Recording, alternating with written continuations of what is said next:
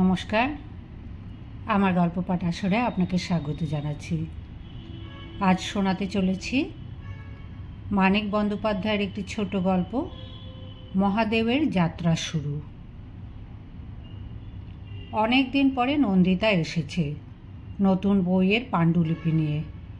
2-3 আনা দামের ছোট ছোট রুল টানা 17খানা খাতার পাণ্ডুলিপি। নন্দিতার হাতে লেখা সাধারণ নিয়মে মোটা মোটা গোটা গোটা হয়নি।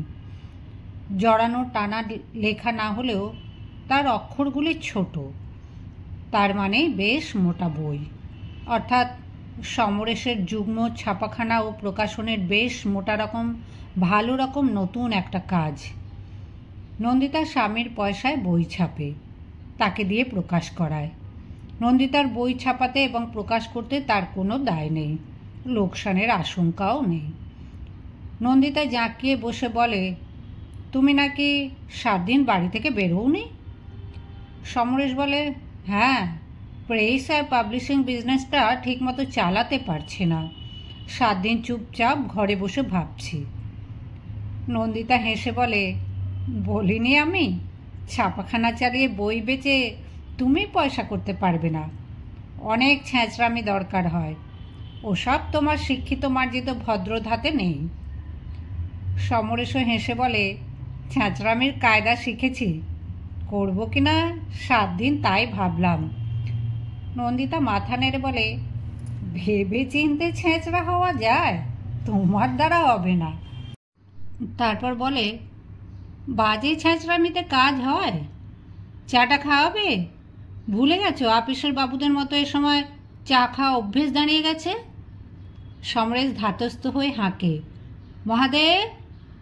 হাফ প্যান্ট হাফ শার্ট পরা 17-18 বছরের ছেলেটি এসে সেলাম ঠুকে বলে, জি। শহরতলির কোনো এক পাটের কলে কাজ করে তার বাপের এক সহোদর ভাই। শুধু এইটুকু ভরসা করে মহাদেব শহরে এসেছিল। তাকে পথ থেকে কুড়িয়ে প্রেসের ছুটকু কাজে লাগিয়ে দিয়েছিল ভবানী। একটা পয়সাও ময়লা ধুতিটার খোঁটে ছিল না ভবানীর। একটা পয়সাও 2-4 দিনের মধ্যে পাওয়ার আশা ছিল না তার মনে।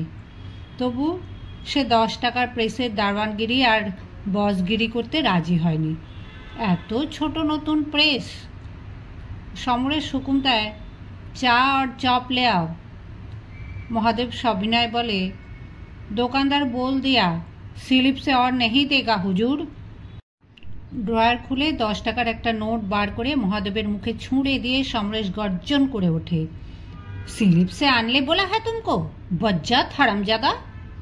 মহাদেব নোটটা লুফে নিয়ে বলে, মাফ कीजिए हुजूर।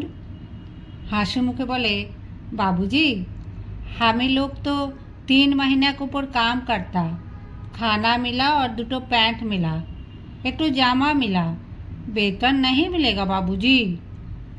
সমরেশ গর্জন করে ওঠে, যা আনতে দিলাম সেটা আগে নিয়ে আয় তো হারামজাদা, মাইনের কথা পরে হবে।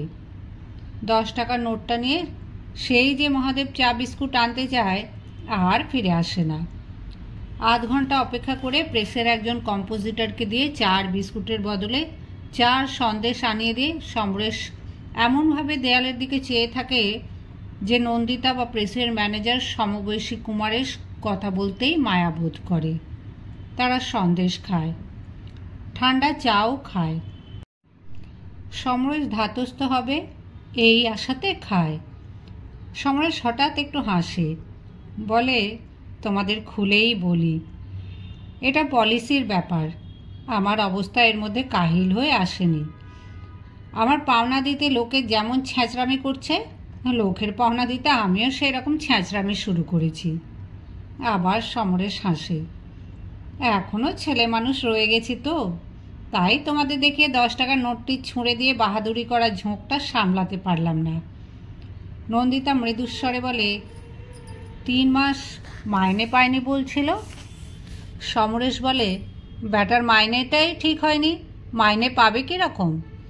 কেঁদে কেঁদে বলেছিল শুধু খেতে পেলেই জান দিয়ে খাটবে, কাজ দেখে পরে 2-4 টাকা বেতন যদি খুশি হয়ে দিই তো দেব। নন্দিতা বলে, তুমি অমনি বিনে মাইনেতে 3 মাস খাটিয়ে নিলে? পয়সাওয়ালাদের পাওনা দিতে পাল্লা দিয়ে ছ্যাঁচড়ামি করো, তার একটা মানে বোঝা যায়। এইভাবে গরিব বেচারাদের ঘাড় ভাঙা তো সাংঘাতিক কথা। 10 টাকার নোটটা নিয়ে ভেগেছে, বেশ করেছে। ও যদি তোমার তবিল ভেঙে পালাতো তাহলেও ওকে আমি দোষ দিতাম না।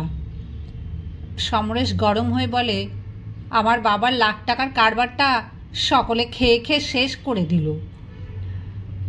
নন্দিতা আরও নরম সুরে বলে, ওরা ওরা খেয়ে শেষ করে দিল? শুধু খেতে পেয়ে যারা 3 মাস হাড় ভাঙা খাটুনি খাটতে রাজি হয়?